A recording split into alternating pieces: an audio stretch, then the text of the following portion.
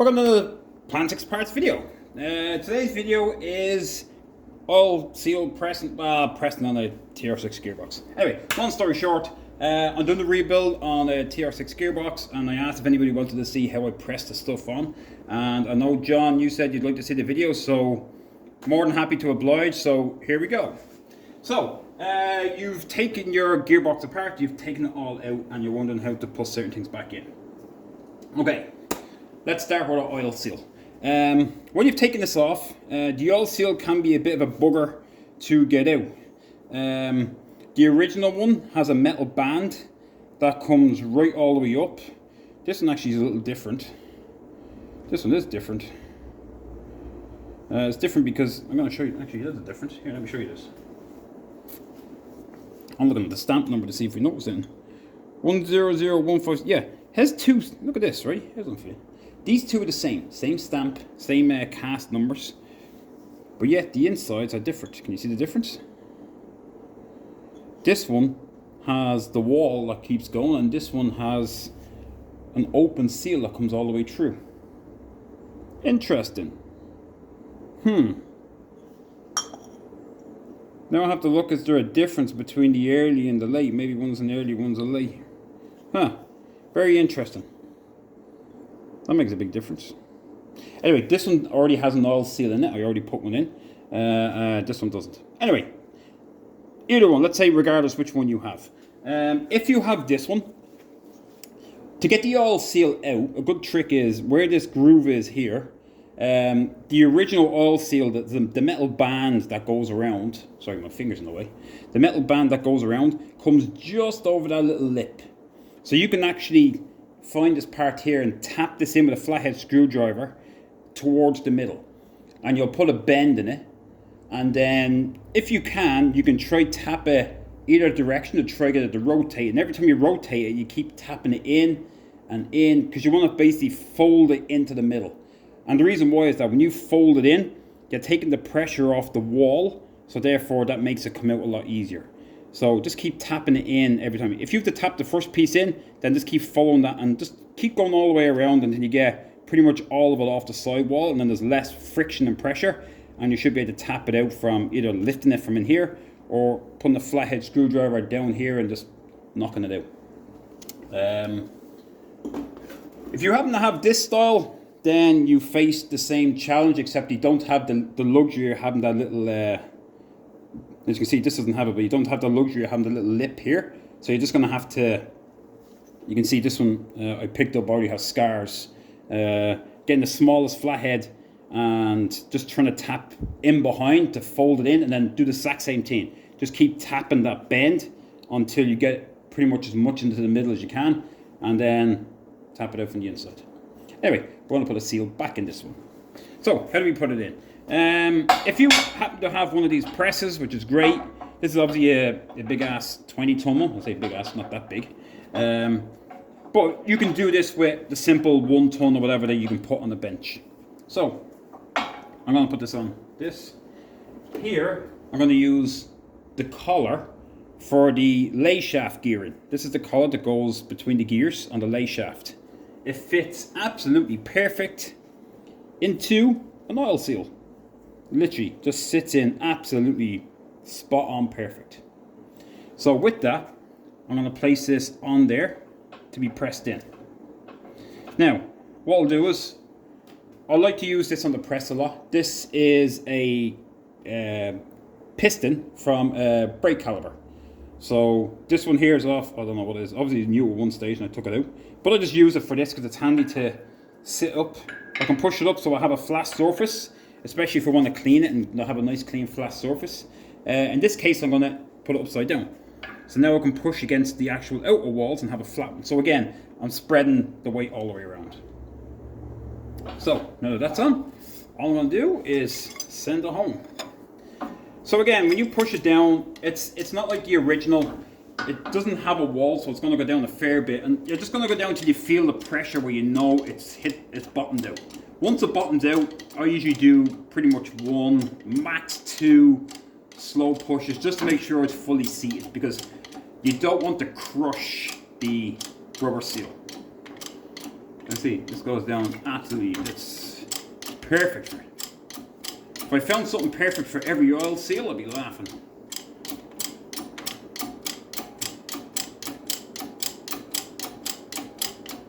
Alright, feel pressure. So there, I'm pretty much bottomed out. One push. 1.5, and that's it. That's all I want to do. I just want to make sure I know I'm down.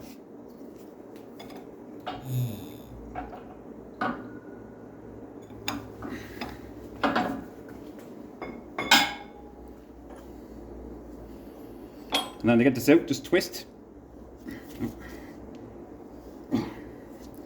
Pops out. Oh, there we go. Pops out easier. And there it is. As you can see, absolutely no damage to the walls or anything. It was a perfect push down. It didn't damage the metal band in the middle, which is always the case when putting these seals in, that if you don't get a good seal or a good push, you end up bending this or bending the edges. So if you can get something that sits absolutely perfect in there, great. Or something that covers the entire thing, i.e. the ones for drilling holes in wood, they're often wide, they can fit over them as well. And again, just check and look down. I know it's hard to see with the light. Just make sure your seal sits all the way in. If it wasn't down all the way, you'd see the gap. But yeah, so there's our oil seal all the way in. Simple. Now, next part is the input shaft. So here's an input shaft I already had taken apart, so I'm going to show you how to put it back on. If you haven't taken this apart, I'm going to put it back on, and then I'm just going to reverse it and take it off again.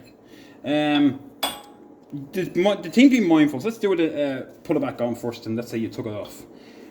It's harder to get off only because the bearing has to go this direction, so a bearing puller doesn't necessarily work. However, if you have a bearing puller will actually work to put it back on.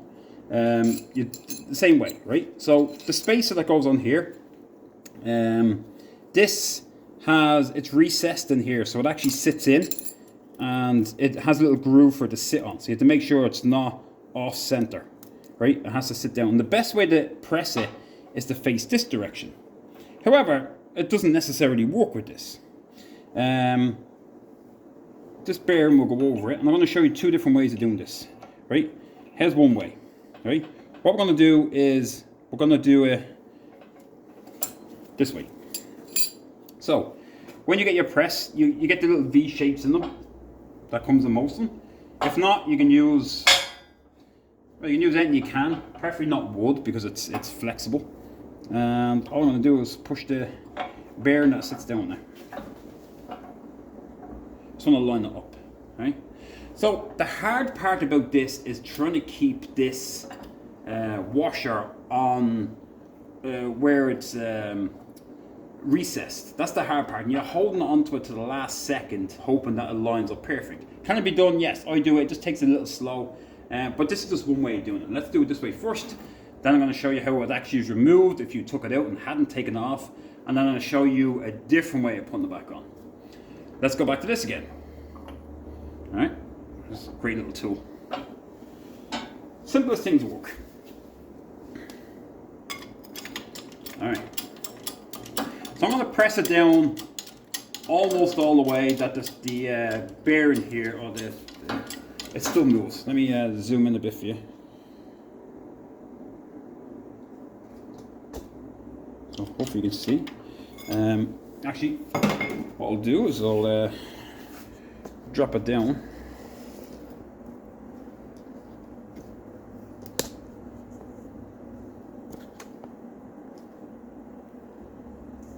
Now, hopefully that's a better view. Now, just hope the last thing I do is don't get my hands in the way. So, I'm going to bring it down as far as I can. Or bring it some of the way.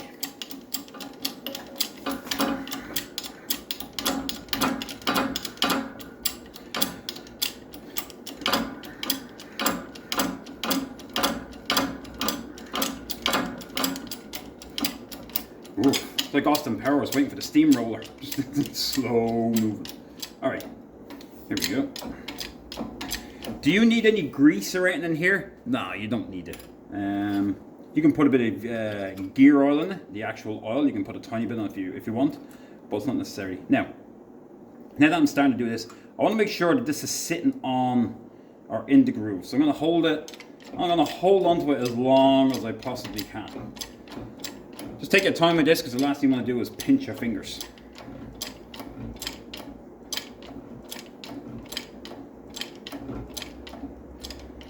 So what you could do as well, and I've thought about it, is getting like your feeler gauges and just sliding one in underneath to hold the pressure up, and every time it goes you take it out. But it's not worth all that hassle, right? So I'm just trying to hold enough on it that once it gets to a certain point, it won't fall off it. So now I'm going slow because I don't fancy pinching my fingers. I'd be mindful I'm wearing gloves. I don't want to get them stuck either, because then I'll have to take it out.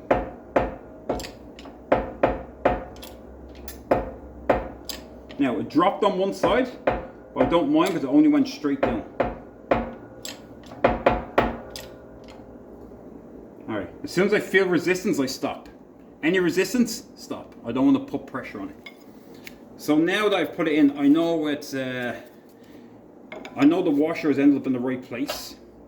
Because I held onto it for the last second, I know that once it drops, it's going to go straight down. Plus, I'm going to look at either side of the actual sprocket and see that it's actually equal all the way around. Once it's equal all the way around, you know that it's sitting in the recess. Okay. So there you go. So that's that pressed in. If I need to press it more, because there is another tab here for your lock and pin, your clip, then I press down more. However, that's really how this comes off. Now, let's go reverse. You took it out of it and you haven't taken it out yet. Let's take the bearing off.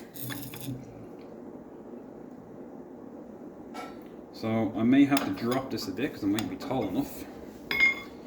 So same thing applies. I'm going to put it in. Yeah, I have to drop it by one because it's not.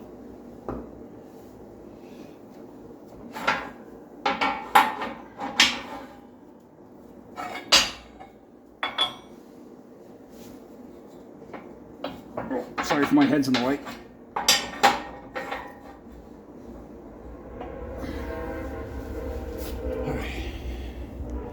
So I'm a little zoomed in, you're staring at a wall there.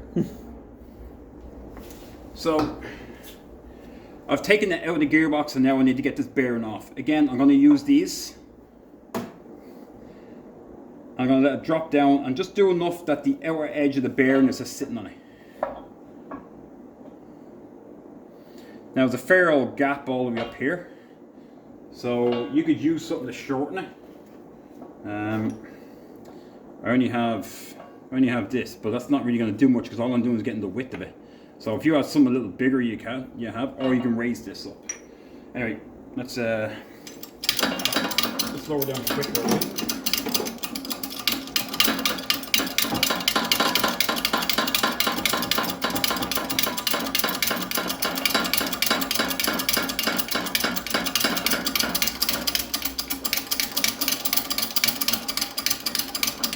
Ooh, get there eventually.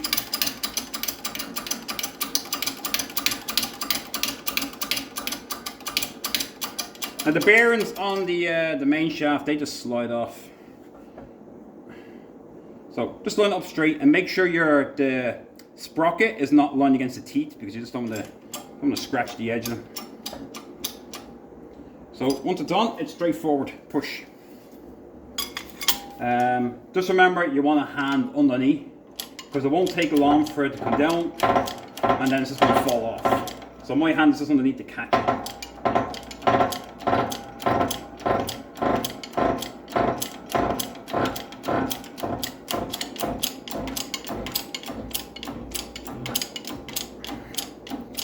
And it should get ready to go. There you go. So like I said, you just need to be able to catch it. And there she is off again. Right? So let's go back. Version 2 of putting it on. So in an ideal world, the best way to put it on would be with this down and that spud on it. However, how can we do that? Because you can take this and get a bearing puller and have it downwards, and then put your bearing puller on it around here and tighten it and pull it down. Absolutely, that will work fine. But if you don't have the right bearing puller, because a lot of them have to have that reach, so you'd almost want the clamp ones with the two rods that come down and clamp again, a heavy duty one. But if you don't, let me show you another way of doing this. All right? Here's the little unusual orthodox way of doing it.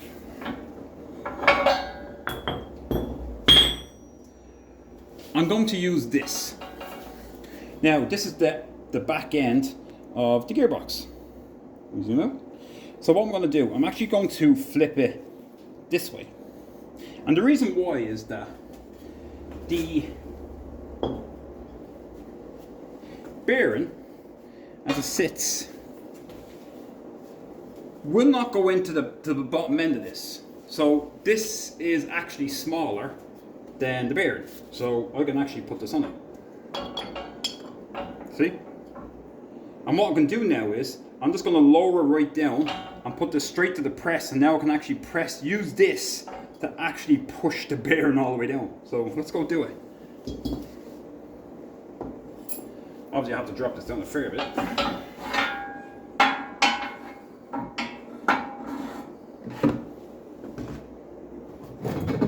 Remove these out of the way.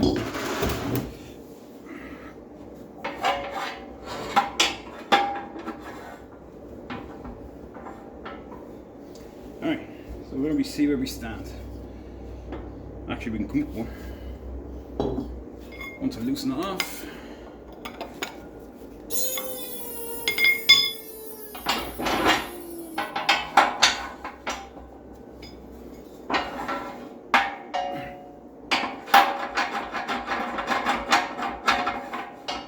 Okay. So this will sit on. Where's your little thing? I'm going to sit flat on this one. I'm going to make sure that the washer is recessed on it correctly, and this is sitting where it needs to be. Now, let me move it first. Watch, I'll do this and I realize I have to come up one. Oh, hang on. Oh, look at that. There you go.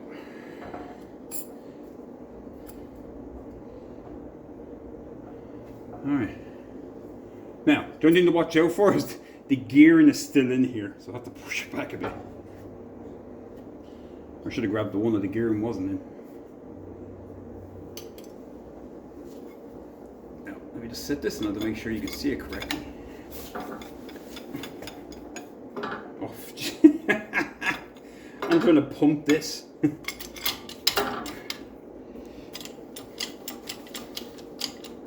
Again, you can use something else. Maybe you have a piece of exhaust pipe or something like that that goes over it. But using what you have. And the reason why this actually works out a little handier is because it's spreading the weight. Alright, now I just gotten up to it. So obviously I want to make sure the weight is across the bearing equally. And again, I want to make sure this sits on it, and I don't need to be at it. So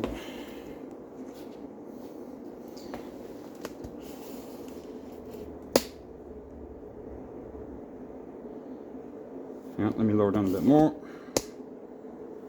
So as you see, it's coming down. I'm hands free now, so I don't have to hold this. And I know as long as I go down slow, it's not going to go anywhere. It's not going to pop off. And again, the same thing. I'm only going to go down until I feel resistance, and that's it.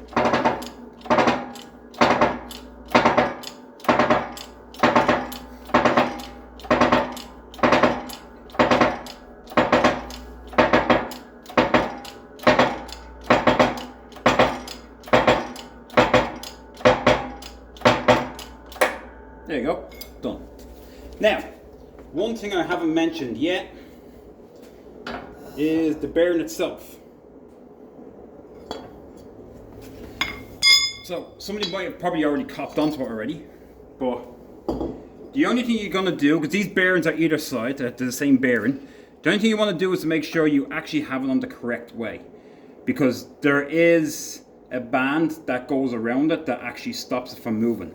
So this is meant to be on the outside, because that's when you took it off originally, that's where it was. It stops it from pushing in all the way, the input going in all the way. So this bearing is on backwards, but the process is still the same. So last thing I forgot to mention is make sure your bearing is on the right way around. However, that's basically how to do it. And again, just enough pressure that you feel a stop, and that's it. So now, obviously this is just a spare one. I'm going to take this off again. But yeah, that's that, and that's how that's done. So, like I said, the rest of them are pretty straightforward. The bearing for here, I don't know if you can see it, but the bearing for the back here, as you can see, there is a collar in here. So when you're taking it off, you'll do the same thing to push this out. Flip it up. Sorry, let me zoom out. Flip it up, and what all I done was I got ratchet extensions, and I just put 2 of them on it. And again, I put this in here because the bearing, well, the bearing is already in here, but the bearing is a little smaller, but this sits over the bearing, and all I done was put the ratchet bar just in here, and then again, as I push down, it pops out the bottom. And it's going to be the reverse to put it on. So when I'm going to put the bearing in here, I'm going to hold it, we'll put a bearing on, and again, I'll invert it, that I'm spreading the weight, and I'm just simply going to push it down until it goes in. Obviously it's not going in this one, but the other one is going to go in. And that's how I push the bearing in. The oil seal, you literally tap that in with a little rubber mallet. That's it. That just taps in. So that's it. And that's how we take our bearings out, from our rear casing to our input shaft, and how to put the oil seal in. So I hope that was helpful. And let me just show you the bearings if you happen to have any. Let's go for a walk by my all the gearbox pieces. If you have a bearing puller, it's one of these styles. So if you have one of these heavy duties, this can go around, and you can use this to actually press your bearing on. You won't get it off just simply because the shaft is too long, unless you have a lot of extensions that you could use, then it will work. But that's it. So yeah, oh, we have a visitor turning up, so that's good timing. So any comments, questions, concerns, again, give me a shout. I hope this was helpful to you, John, and for anybody else. And yeah, see you in the next videos as we continue to rebuild the gearbox. Thanks for watching.